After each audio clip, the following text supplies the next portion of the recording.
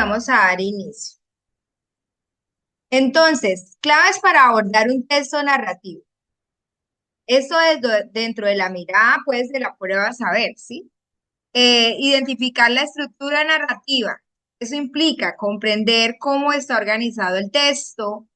En el inicio, ir identificando la presentación de los personajes, el lugar donde se desarrolla la historia, y todas las situaciones que se puedan dar al inicio. En el nudo, pues ya sabemos que es el conflicto, el problema que impulsa a la toma de decisiones, y el desenlace, que es donde se resuelve ese conflicto. La clave IFES es que muchas preguntas del texto narrativo se centran en el cambio de los personajes o en cómo se resuelven los conflictos.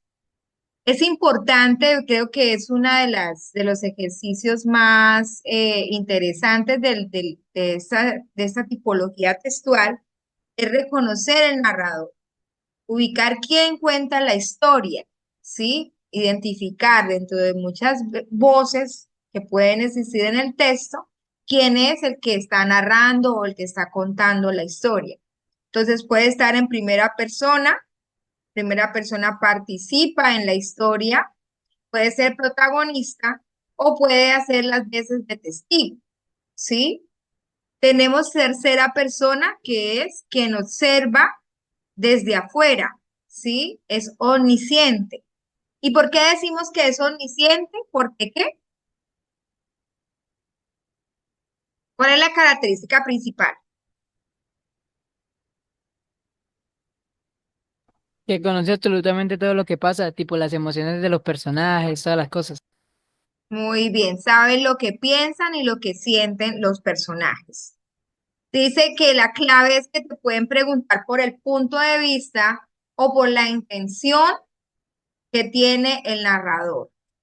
La tercera es ubicar el contexto espaciotemporal, entonces prestando atención al lugar, al tiempo, a una época en que transcurre, porque muchas veces dentro de las narraciones surgen también siglos, ¿sí?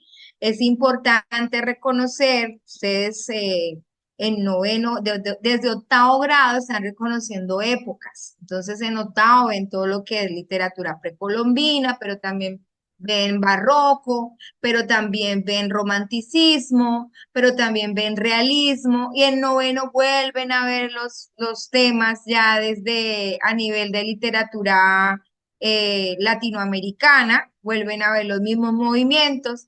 Es importante reconocer esos siglos dentro de los movimientos literarios que surgen para cada una de estas épocas. Entonces, las claves es que algunas preguntas buscan qué relaciones tiene el ambiente con las acciones o los sentimientos de los personajes. Luego dice, interpreta los diálogos y descripciones. ¿Para qué se usan los diálogos en un texto narrativo?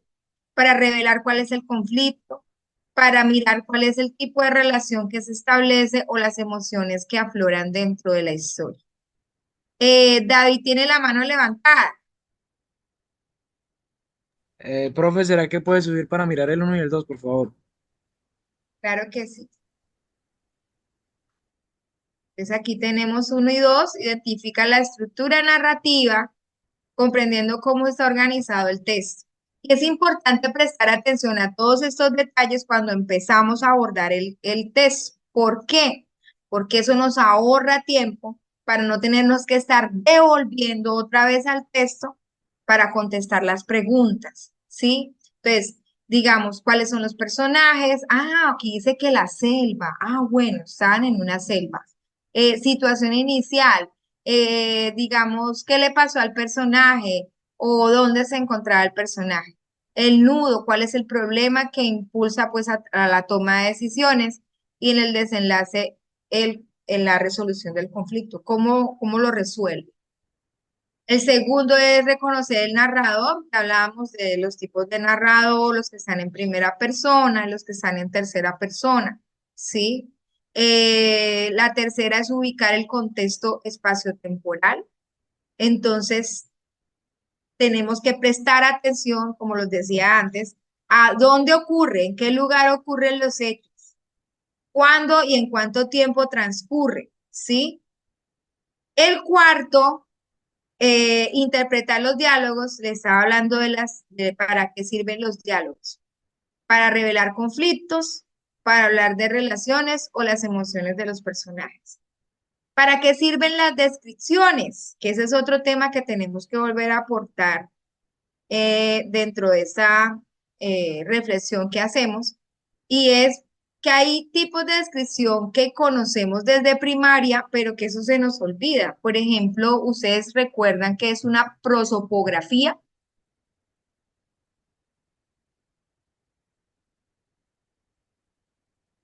Ni idea. ¿Me puede A ver, volver a para ti. repetir? ¿Qué es una prosopografía?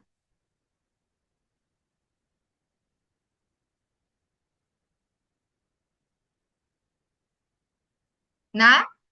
No es cuando se describe físicamente una persona, tipo por los rasgos físicos. Muy bien, descripción de rasgos físicos. Voy a preguntar otra. ¿Qué es una fitografía?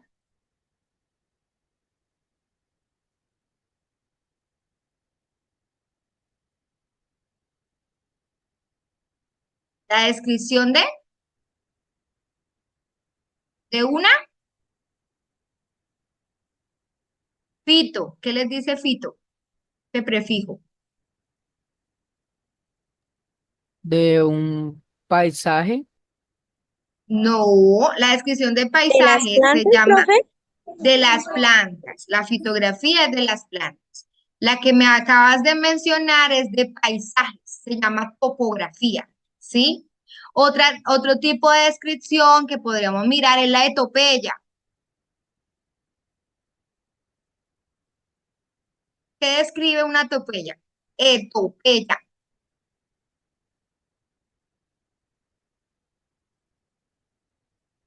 La Ustedes, personalidad de la persona.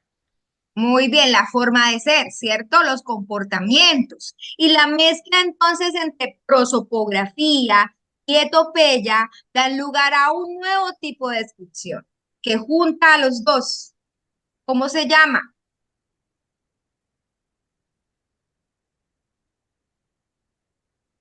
Se llama retrato. Bien, en el retrato se habla tanto de los comportamientos como la forma de ser de los personajes, ¿sí? Otra que se me escapa, la zoografía, también describe, como su prefijo lo dice, zoo, describe, Los ¿qué describe? animales. ¿Animales? Animales, animales. Muy bien. Y el autorretrato, ¿sí? Que es describirme a mí mismo. Entonces, si se plantea una pregunta, el autor hace un autorretrato, eh, hace alusión a un autorretrato, ¿por qué? Porque habla tanto de la forma de ser como los rasgos físicos, ¿sí? De sí mismo. Bien. Entonces, descripciones enriquecen el ambiente y caracterizan personajes, ¿sí? Dice, clave IFES, a veces se pide deducir el estado emocional o las intenciones de un personaje a partir del lenguaje. Entonces, si dice que en ocasiones el personaje observaba el mar, ¿sí? Tratando de esconder sus emociones, podemos evocar o inferir que estaba o nostálgico o triste. Entonces, es leer esa topografía, ¿sí? Esa descripción de los lugares que aterrizan en las emociones de los personajes. Es muy importante ganar esas habilidades. Ya iremos haciendo ejercicios. Subraya palabras e ideas principales, ¿sí? Ir subrayando esas palabras. No es que ya terminé de leer, ahora me vuelvo a leer el texto para subrayar las palabras. No, de una, ¿sí? Porque ustedes saben que en la prueba saber, la cuestión del tiempo es un tesoro.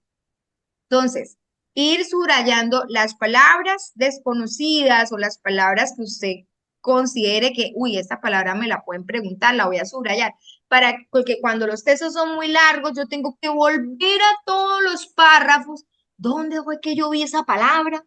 No, si usted ya la tiene subrayada, usted va fijo a donde tiene que ir y gana tiempo. ¿Bien? Entonces, ideas principales, también ir subrayando lo que usted considera que puede ser una idea principal, ¿sí? Y usa esas pistas que te da el texto para sacar conclusiones. Dice, muchas preguntas no tienen respuestas literales, es decir, que estén tal cual en el texto y pues obviamente tengo que inferir. Relaciona el título con el contenido. Aquí hay una clave muy interesante. El título casi siempre anticipa el tema o simboliza un elemento clave. Entonces hay que prestarle mucha atención a los títulos que tienen los textos narrativos. A veces los obviamos, ni lo leemos, no, estoy de afán, voy a leer ya el texto porque y por allá quedó el título abandonado. No, siempre lean primero el título del texto. Dice, cuando los títulos, oigan bien, una clave súper importante, cuando los títulos son en forma de pregunta, la idea principal de ese texto es la respuesta a esa pregunta, ¿sí? Entonces, si la pregunta era, eh, ¿quién, quién es el culpable de la desaparición de Anita? Es una hipótesis aquí. Entonces, la idea principal está íntimamente relacionada con el culpable de la desaparición. Bien, un ejemplo. Clave IFES. Podrían preguntarte por qué el texto se titula así. ¿Por qué crees que este texto se titula así? ¿O qué representa este texto? O también te preguntan qué otro texto, qué otro título le pondrías a este texto. La séptima clave. Dice, ten claridad sobre la intención del texto. Un texto narrativo no explica. Entonces, cuando dice, ¿cuál es la intención del texto?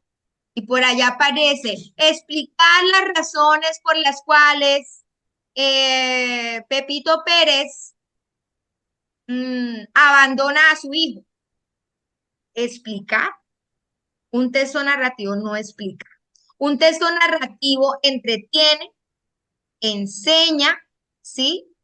Deja una moraleja, una enseñanza, hace reflexionar sobre una situación, un conflicto, una realidad social y transmite emociones o puntos de vista a partir de los personajes o de las situaciones que se presenten, los hechos.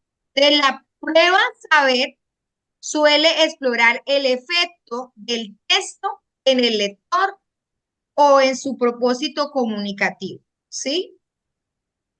Entonces, hasta ahí, queridos chicos, quería hacer este repaso acerca de cuáles son las verdaderas claves para identificar las intenciones, los propósitos, los personajes, los lugares, ¿sí? Y las tramas, pues, de cada una de las historias. Voy a dejar de compartir aquí un momentico y ahora les voy a compartir las diapositivas para que empecemos a analizar unos textos narrativos, ¿sí? Pero sí, antes de eso, quiero también de pronto hacer un repasito acerca de lo que es el cómic. Vamos a mirar algunas preguntitas sobre el cómic.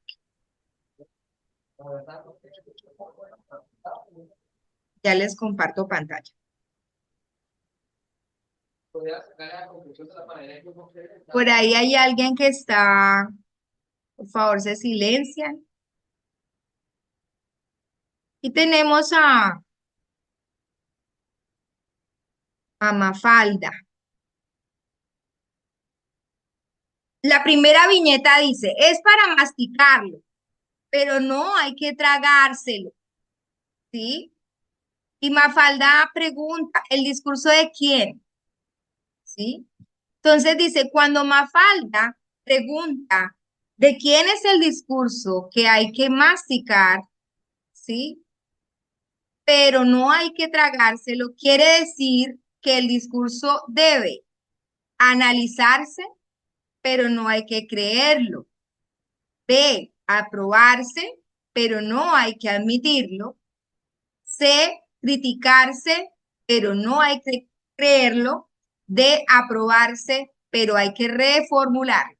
Por favor, me colocan en el chat las respuestas.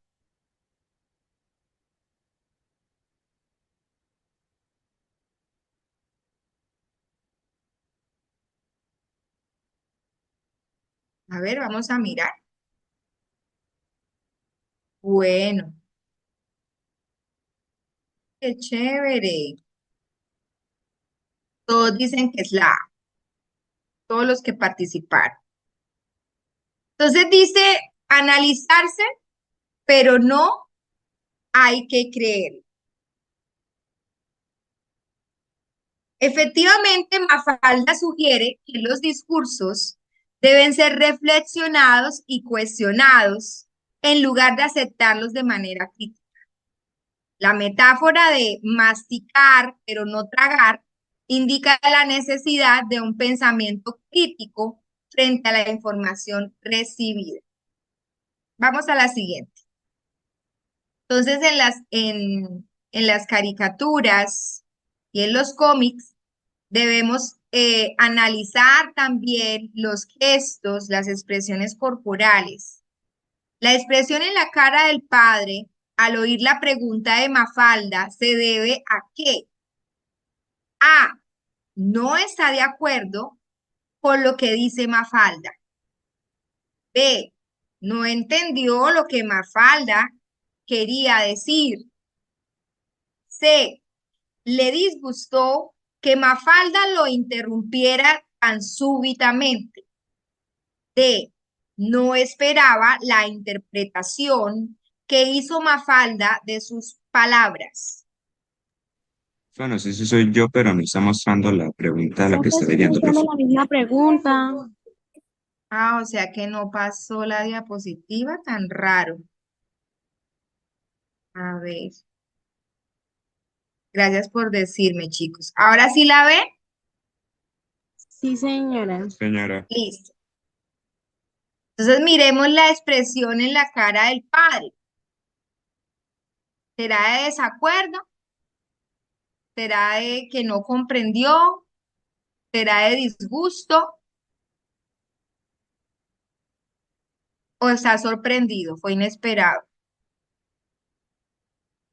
Miremos las respuestas. Bueno, están divididos. Pero la gran mayoría dice que es la D. No esperaba la interpretación que hizo Mafalda de sus palabras. Ay, chicos, me van diciendo si no está, si se pasó la diapositiva o no. Sí, señora. Sí, ah, bueno. Entonces, la respuesta correcta es la opción D, efectivamente. No esperaba la interpretación que hizo Mafalda de sus palabras, ¿sí? La sorpresa del padre se debe a que la manera en que Mafalda interpreta sus palabras es inesperada o diferente a la intención original. Esto es característico del humor de Mafalda, quien suele hacer reflexiones agudas que desconciertan a los adultos. Bien, vamos a la siguiente. Dice que ¿cuál de esas siguientes afirmaciones describe un supuesto implícito? Y yo les pregunto, ¿qué sería algo implícito?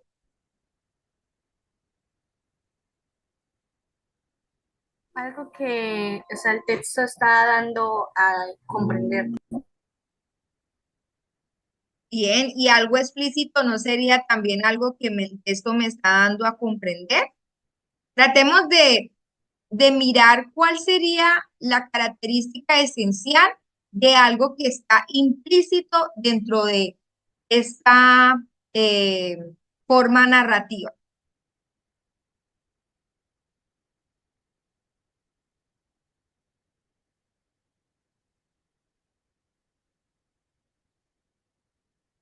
mejor la pregunta.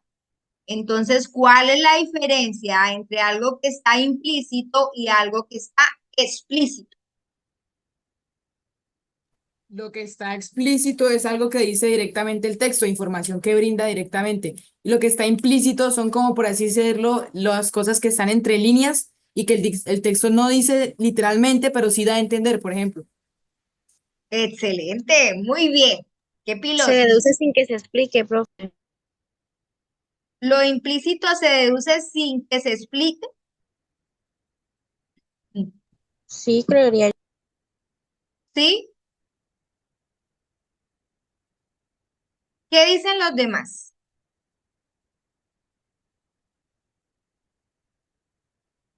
Lo implícito se deduce sin que se explique, ¿o será lo explícito? Pues sería explícito, profe, porque como es algo directo, no hay necesidad de realmente pegarle la comprensión detrás. Lo implícito es lo que uno tiene que comprenderlo para poder decir, ah, fue por esto. Muy bien, tengo que llegar a una conclusión, tengo que inferirlo, no está de manera literal.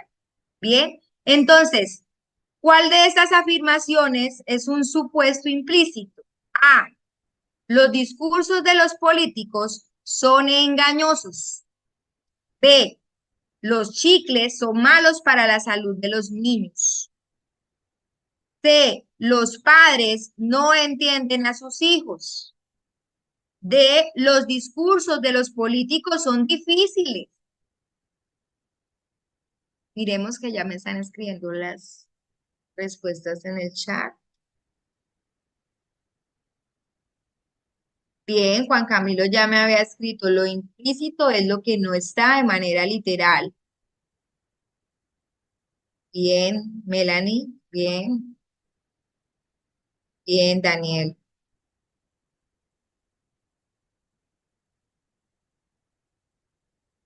Bueno, para esta respuesta, creo que la tienen también clara. Fueron malos que escribieron, bueno, A que B, ¿sí? Pero no entiendo por qué colocan la B. Hay opciones de respuesta que se descontextualizan totalmente y esa es una de ellas. Los chicles son malos para la salud. Los discursos de los políticos son engañosos. Miremos. Entonces, el cómic sugiere de manera implícita que los discursos políticos deben analizarse con cuidado y no aceptarse sin cuestionarlos. Esto se infiere de la metáfora utilizada por Mafalda sobre masticar pero no tragar. El discurso lo que indica es que es necesario examinarlo críticamente antes de aceptarlo como verdadero. Bien, entonces está de manera implícita porque no se dice directamente, sino que podemos llegar a una conclusión. Luego dice, con este cómic, el autor pretende A. Criticar la manera como los políticos hacen sus discursos. B. Llamar la atención sobre cómo debemos tomar los discursos políticos. C. Mostrar la relación entre comer chicle y los discursos políticos. D. Disuadir a las personas de escuchar los discursos políticos. Aquí debemos recordar las claves de lectura crítica sobre cuál es la intención de un cómic. ¿Será disuadir a las personas? ¿Será mostrar relaciones entre chicles y discursos? ¿Con cuáles dos opciones nos quedaríamos?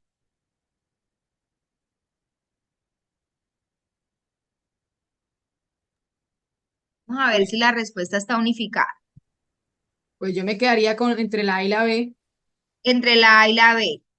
Y de hecho, la gran mayoría colocó, bueno, alguien dijo que la C. ¿Es en serio? A ver, o miré mal.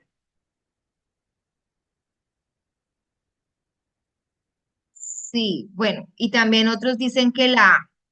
Bueno, sabemos que inicialmente eh, el cómic, o sea, no me confundan cómic con caricatura, ¿sí? Son dos cosas diferentes y ya lo dijimos acá. Bien, cuando estamos hablando de una caricatura, la caricatura, digamos, lo que hace más que todo es criticar, ¿sí? Critica y critica contextos de situaciones sociales y políticas, ¿bien? Pero también hace un llamado, hace una reflexión, ¿sí? La caricatura. Este cómic, los cómics de Mafalda en específico, lo que hacen es hacer un llamado, ¿sí? Sobre temas de interés social, ¿sí? Aunque el cómic es una historieta, en el caso de Kino, que es el autor de estas viñetas, él busca siempre hacer crítica social, ¿sí? Pero una crítica social que busque una reflexión, ¿sí? No sé qué, ay, sí, vamos a criticar, pero no, él lo aterriza todo en la reflexión. Entonces vamos a mirar la respuesta. Dice, llamar la atención sobre cómo debemos tomar los discursos políticos. El cómic sugiere que los discursos políticos no deben ser aceptados sin cuestionamiento, sino que es necesario analizarlos críticamente. La comparación con masticar el chicle pero no tragarlo y enfatiza en la importancia de reflexionar sobre lo que se escucha en lugar de aceptarlo de manera automática. Entonces está generando una reflexión, ¿sí? Para la gente, pues, que tiene acceso a este tipo de textos literarios. ¿Está clara la respuesta? Por acá me estaban escribiendo. A ver, miremos. Bueno, algunos pensaban que era la C, pero la verdad, la C, mostrar la relación entre comer un chicle y un discurso político, a este estilo, a este formato, no le interesa establecer relaciones entre elementos. Lo que quiere aterrizar específicamente es en generar una reflexión, ¿sí? Bueno, entonces vamos a mirar. Vamos a este texto que dice, ¿quién me quiere ayudar a leer? Siempre me ha sucedido lo mismo. Las empresas en las que me lanzo tienen el estigma de lo indeterminado, la maldición de una artera mudanza. Y aquí voy, río arriba, como un necio sabiendo de antemano en lo que irá a parar todo, en la selva, en donde nada me espera, cuya monotonía y clima de cueva de iguanas me hace mal y me entristece. Lejos del mar, sin hembras y hablando un idioma de tarados. Y, entre tanto, mi querido Abdul Bashur, camarada de tantas noches a orillas del Bósforo, de tantos intentos inolvidables por hacer dinero fácil en Valencia y Toulon, esperándome y pensando que tal vez haya muerto. Me intriga sobremanera la forma como se repiten en mi vida estas caídas, estas decisiones erróneas desde su inicio, estos callejones sin salida cuya suma vendría a ser la historia de mi existencia. Muy bien, tomado de Mutis, de la obra titulada La nieve del almirante, Bogotá, Editorial Norte. Bueno, de las siguientes razones, que lo ponen ahí en negrilla, mayúscula, ¿cuál no explica el desasosiego del personaje? Partamos entonces de definir qué significa desasosiego. Alguien que me quiera participar. Profe, como la intranquilidad y la ansiedad. Muy bien. Si sosiego es quietud, calma, paz, tranquilidad, pues desasosiego es todo lo contrario, ¿sí? Entonces, ¿cuál de estas razones no explica el desasosiego que tiene el personaje. A, la insatisfacción con su vida en general. B, el terreno agreste en el que se encuentra. C, los negocios pendientes con Abdul Bashir. D, la creencia de haber tomado malas decisiones. Entonces miremos, ¿sí? ¿Qué significa agreste?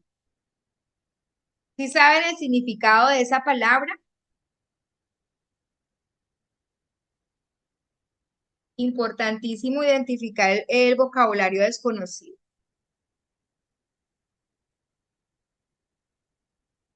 Profe, ¿Quién la ¿está sabe? relacionado con el campo o algo que es áspero?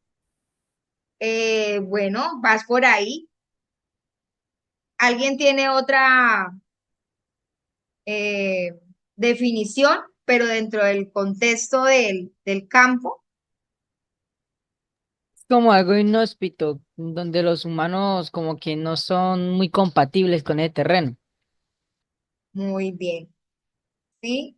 Que no es apto para vivir, puede ser. Entonces, ¿cuál de esas opciones? Voy a mirar porque ya me están escribiendo respuestas. A ver.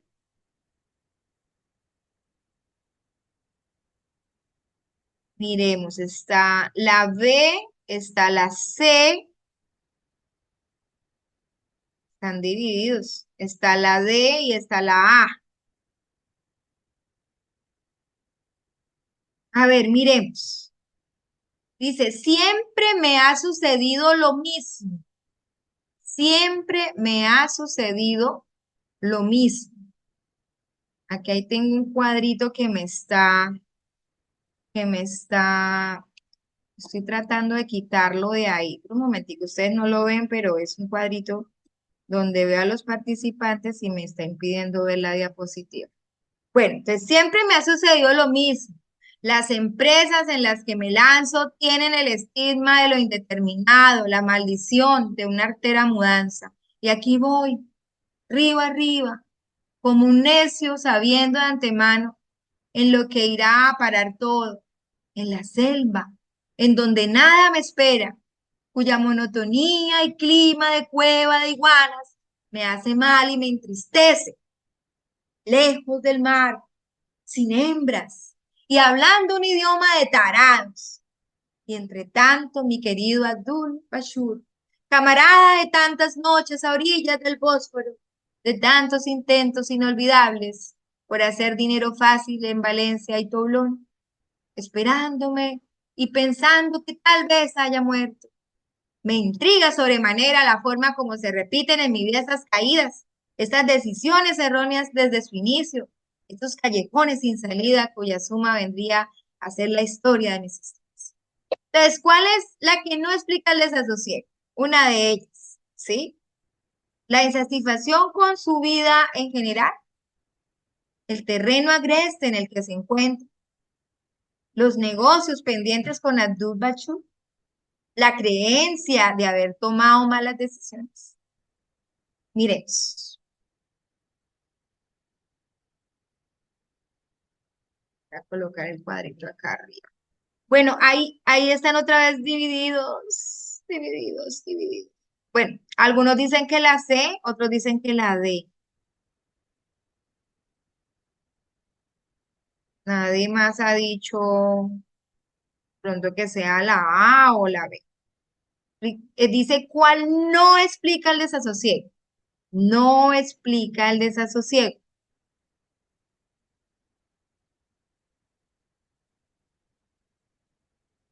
Bueno, los negocios pendientes con Abdul. Mi querido Abdul, camarada, amigo, de tantas noches a orillas del Bósforo, de tantos intentos inolvidables por hacer dinero fácil, ¿sí? Entonces, el desasosiego del personaje se debe a su insatisfacción en general con la vida, ¿sí? Con la dureza del terreno, con la sensación de haber tomado malas decisiones. Pero en ningún momento se menciona en el texto que tenga negocios pendientes con Abdul, ¿sí? Sea una causa directa de su malestar, eso nunca se menciona. Siguiente, la narración ocurre en lo que les decía en las claves del texto narrativo al inicio de la sesión. Importante identificar el lugar, los personajes, la situación de en conflicto, ¿sí? Que se menciona en el texto. Entonces, ¿dónde ocurre? ¿Dónde ocurre? No lo dice directamente, pero sí lo debemos inferir. En una cueva de iguanas, en un navío en el río Bósforo, en un lugar desértico, lejos del mar, en una embarcación en algún río, ¿sí? Entonces, esto no está de manera explícita, está implícito. A partir de las pistas que me sugiere el texto, como lo decíamos en las claves al inicio, debo llegar a la respuesta. Entonces, miremos. A ver. Ya me están escribiendo. Bien. Por ahí me estaban preguntando que el anterior, ¿cuál era? Bueno, ahorita paso la diapositiva un momentico. Ah, la D, la B, la C. Dicen BCD. O sea, en una cueva de iguanas. Cuando habla de la cueva de iguanas, dice cuya monotonía y clima de cueva de iguanas. O sea, lo está comparando, ¿sí? Al clima que hay en una cueva de iguanas. Pero no está diciendo que sea en una cueva de iguanas. Ojo, son dos cosas diferentes. En un navío en el río Bósforo, cuando mencionan el río Bósforo, dice camarada de tantas noches a orillas del río Bósforo, ¿sí? Él está recordando, ¿sí? Esas noches allá a orillas de ese río, pero no está queriendo decir que en ese momento esté en un río, en el río Bósforo, ¿sí? La C, un lugar desértico lejos del mar. Ahí en el segundo párrafo dice lejos del mar, sin hembras y hablando un idioma de tarados. ¿Será que podría ser eso? Pero mire que arriba me dice, y aquí voy, río arriba, ¿sí? Si hay río, hay agua. Y hay agua, no es desértico, ¿bien? O puede que sí, que hay un oasis. Pero dice en la selva, donde nada me espera, ¿bien? Entonces, la respuesta es en una embarcación en algún río, porque dice, aquí voy río arriba, como un necio sabiendo de antemano en lo que irá a parar todo. Dice, en la selva, en donde nada me espera, cuya monotonía y clima de cuevas. ¿Cómo es el clima en una cueva?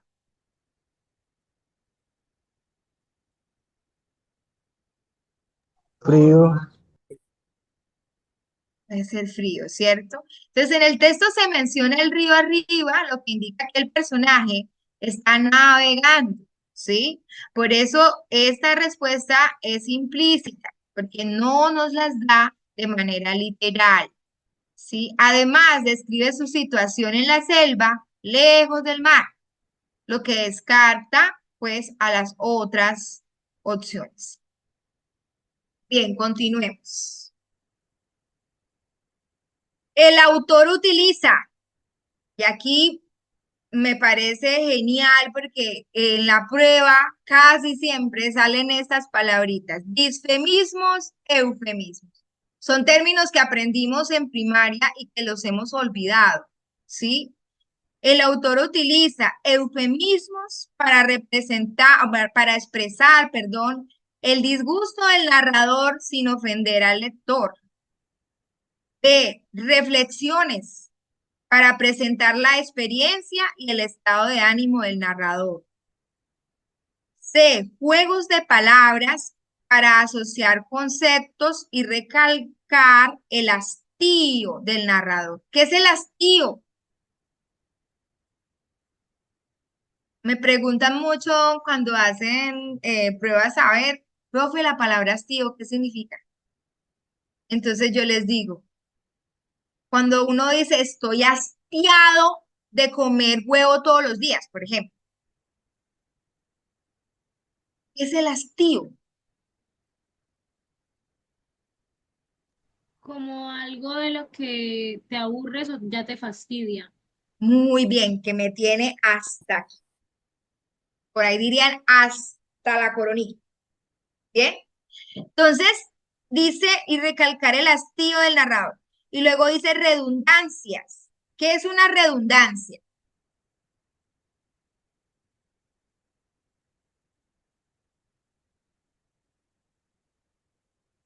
Eso es una figura que también vemos cuando utilizamos palabras que sobran porque dicen lo mismo, como cuando a uno la mamá de pequeñito le decía, éntrese para adentro, o salga para afuera, o suba para arriba, o baje para abajo. Son redundancias porque ya se ha mencionado, ¿sí?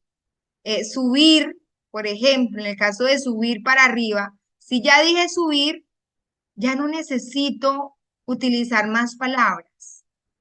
Entonces también las redundancias hacen como dar círculos en lo mismo a nivel literal.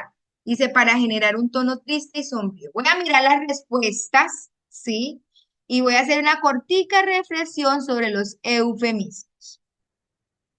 Dice, a ver, unos dicen que es la C y otros dicen que es la B.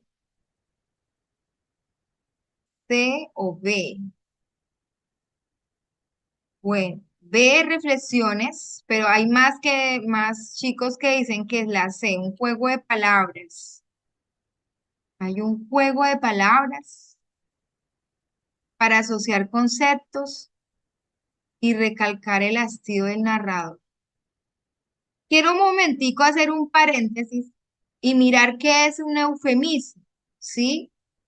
Un eufemismo, como su nombre lo indica, una palabra que se utiliza para sustituir, un eufemismo, ¿sí? Sustituir a otra palabra o expresión ofensiva o de mal gusto. Entonces, aquí hay unos ejemplos. No soy azafato, soy auxiliar de vuelo. No soy secretario, soy asistente personal cualificado. Entonces la señora de servicios generales le dice, claro, y yo soy técnico operador biosanitario. ¿Sí? Entonces son palabras que utilizamos para embellecer, perdón, para embellecer los textos o las conversaciones. Aquí, por ejemplo, encontramos en la siguiente diapositiva eufemismos que utilizamos para algunos términos que suenan un poquito feos. Está enfermo. No, está con quebrantos de salud. ¿Sí? Entonces, el disfemismo es la palabra tabú o la que no se quiere mencionar y se cambia por eufemismo cuando nosotros le damos cierto nivel de elegancia a esas frases que utilizamos. Es viejo. No, de la tercera edad, adulto mayor, ¿sí? Es negro, no, de origen afrodescendiente. Manicomio, no, es un hospital psiquiátrico. Este es un ladrón, amigo de lo ajeno. Guerra, conflicto bélico. Morir, descansar en paz. Parir, no, dar a luz, ¿sí? Aborto, no, interrupción del embarazo. Entonces, utilizamos mucho los eufemismos en situaciones donde creemos que puede sonar mal cierto término, ¿sí? Para darle un aire de cultura y de, digamos, elocuencia. Entonces aquí vamos a la respuesta. La respuesta correcta es reflexiones, ¿sí? Para presentar la experiencia y el estado de ánimo del narrador. Dice, el fragmento muestra un tono introspectivo. Cuando hablamos de la introspección, es la reflexión, intro hacia adentro, ¿sí? Donde el narrador reflexiona sobre su vida, sobre sus errores y su estado emocional. Ya habíamos aclarado el término sosiego y desasosiego. Dice, expresa su desasosiego, ¿sí? Al recordar experiencias pasadas y reconocer un patrón de decisiones equivocadas. Bien, seguimos. Aquí hablamos en términos de tiempo. Entonces la narración ocurre durante A, una temporada de artera mudanza. B, un periodo de monotonía de la selva. C, un viaje hacia una zona selvática. D, una época lejana en Valencia y Toulon. Voy a mirar las respuestas.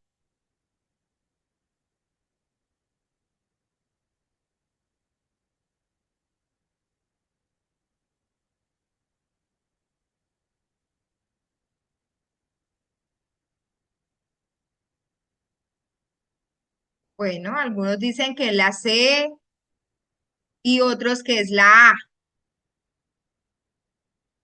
¿Sí? Bueno, entre la C y la A. Una temporada de artera mudanza. Les pregunto, ¿la palabra artera a qué se refiere? Artera. ¿Es fastidioso o incómodo? Muy bien, excelente. Aunque en nuestra jerga popular, y eso es algo que nos pasa mucho en Barranca Bermeja, le colocamos la J, ¿sí? Adelante. Entonces decimos jartera, pero la palabra en sí es artera. Y en vez de decir estoy harto, es estoy harto, ¿sí? Bueno, aquí hablamos también de un periodo de monotonía en la selva, pero ninguno ha colocado que sea la B, ¿sí? Y la mayoría, la gran mayoría, se inclinó por la C, un viaje hacia la zona selvática.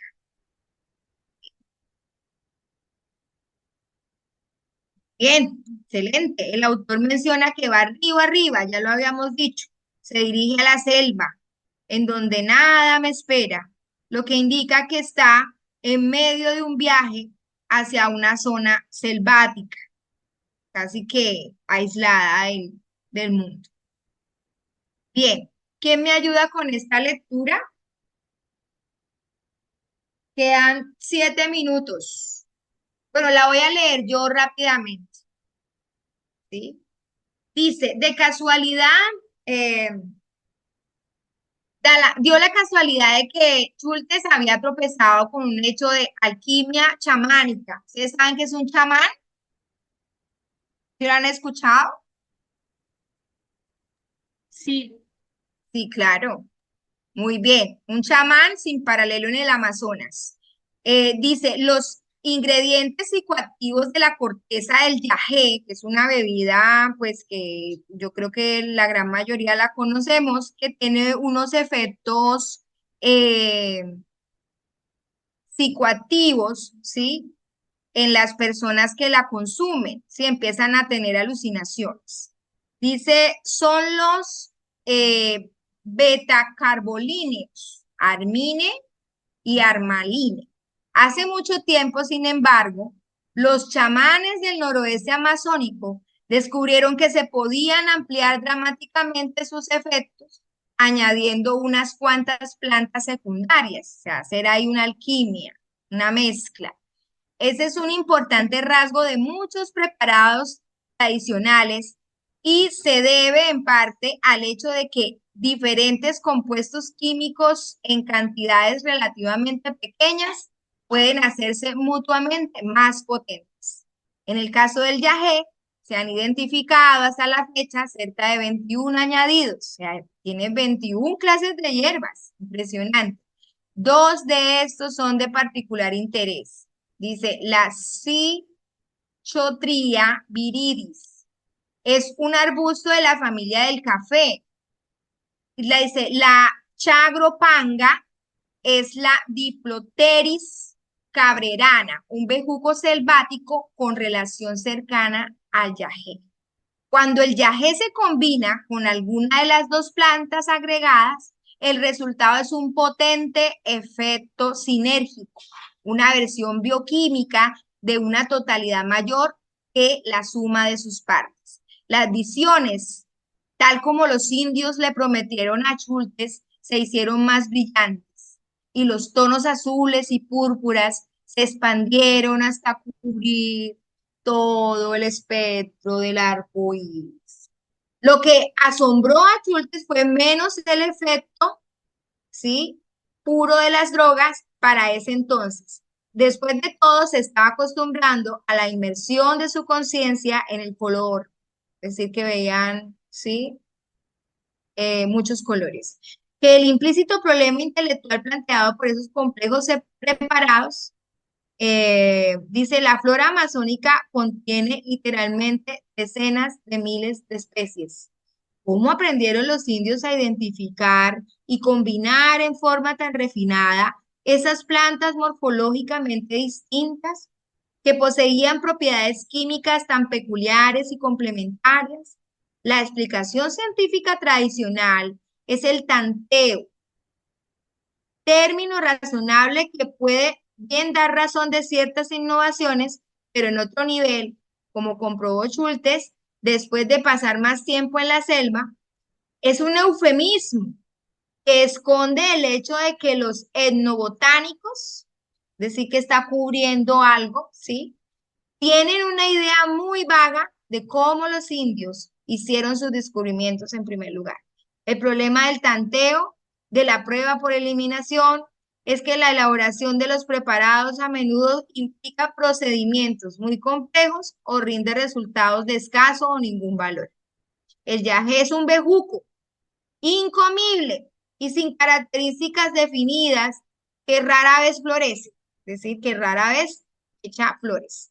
Es cierto que su corteza es amarga, lo cual a menudo es indicio de sus propiedades medicinales, pero no lo es más que cientos de otras lianas de la selva. La infusión de la corteza causa severos vómitos, diarrea, condiciones que desalentarían cualquier experimentación adicional. ¿Qué tiempo tenemos? Y 58. Bueno, vamos a resolver esta preguntita y terminamos ahí. Dice, ¿cuál de los siguientes fragmentos sería la continuación más coherente del texto en términos de estilo y contenido? A. Pero los indios no solo persistieron, sino que se hicieron tan hábiles en la manipulación de los diferentes ingredientes que los chamanes desarrollaron individualmente docenas de recetas. B. Ingeridos oralmente, sin embargo, estos potentes compuestos no producen ningún efecto, pues una enzima propia del intestino humano, la monoamina oxidasa MAO, los neutraliza. C. En el caso del curare, Schultes descubrió que la corteza raspada se coloca debajo de una hoja en forma de embudo colgada entre dos lanzas. Y D, pero subo este cuadrito, los indios tenían, como es natural, sus propias explicaciones, ricos relatos cosmológicos que desde su punto de vista eran perfectamente lógicos. Entonces, para yo decir cuál es la continuidad de, de ese texto, pues obviamente voy a tomar de referencia cuál párrafo.